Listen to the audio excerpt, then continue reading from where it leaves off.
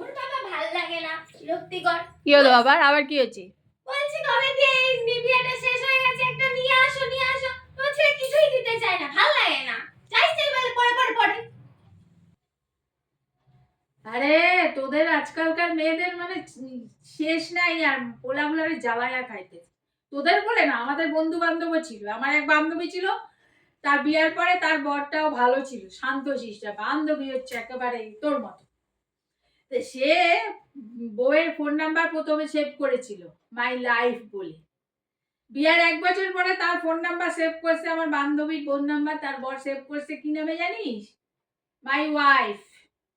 তার 5 বছর পরে অত্যাচারের মাত্রা এত বাড়তেছে, তারপরের বছর সেভ করছে কি বললে জানিস? হ্যাঁ, লিখছে মাই হোম। দূর বাবা, এগুলো বলে আমাকে কি বোঝাতে চাইছো তুমি? এখনো বোঝানো হয় নাই, এখনো বাকি আছে, পিকচার আমি বাকি হ্যাঁ দোস্ত, বাকিটা ইতিহাস হবে, দেখ শুনে নে।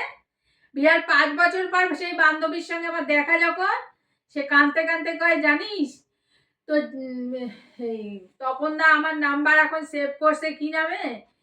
কি কইলো, নাম্বার সেভ করছে হিটলার, আমি নাকি হিটলার, বুঝলি?